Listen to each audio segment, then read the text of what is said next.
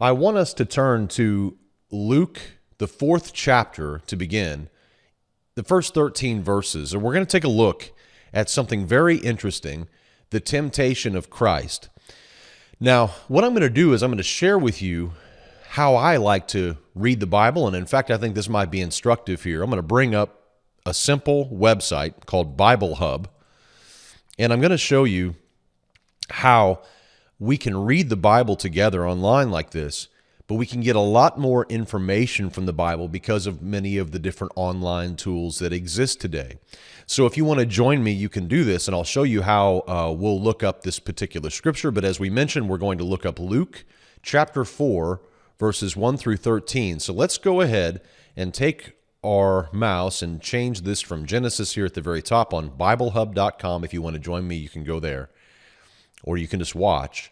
And I'm going to come down to Luke, verses 1 through 13.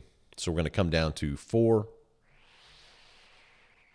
Luke 4. Now, what I'm going to do, I've already chosen the book, which is Luke. I've chosen the chapter, which is chapter 4. Now I'm going to change the version. I'm going to change the version to the Strong's NASB.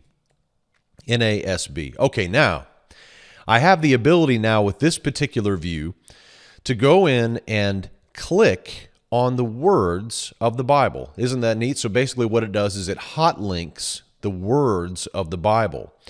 And what this does, what they link to, are a couple of things. Let's go ahead and click on one, for example. We see this word spirit here. In the Greek, that's a word pneuma in the Greek. So let's click on spirit, and we see that we have that Strong's reference number, 4151, for those of you familiar with the Strong's Concordance, that we have that word pneuma. We can also see what that actual Greek word is. We can see the transliteration. We can see the phonetic spelling. We can see the definition. We can see word studies upon this particular verse, or on this particular word.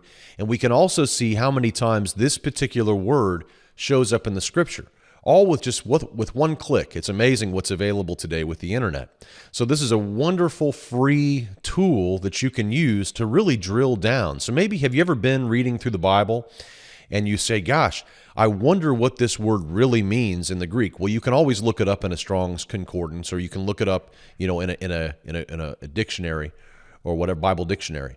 But with this, you have it all at your fingertips. So you can read through, and if you see a word and you say, I wonder what that word means in the Greek, or I wonder what that word means in the Hebrew, you simply click it, and then you can see. And not only can you see, but you can also see where it might show up in other parts of the Bible. So very, very powerful. I like to read the Bible this way when I read it online.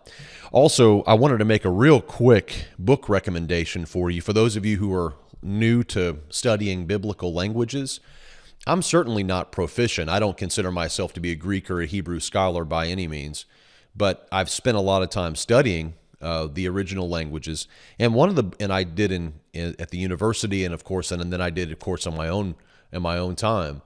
One of the better books I've read is a book by a guy named Peter Silzer and Thomas Finley. It's called How Biblical Languages Work. They're both PhDs. They're both very well versed in Hebrew and Greek, and they provide a really nice overview. It's not a very thick book. It's to read, and it really gives you quite a bit of information on, especially if you've never taken a biblical language course, or if you're wanting to know more about Greek and Hebrew. As a Christian, the Bible is translated, of course, into English from the original language.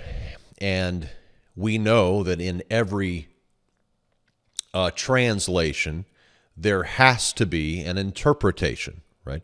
Every act of translation is an act of interpretation.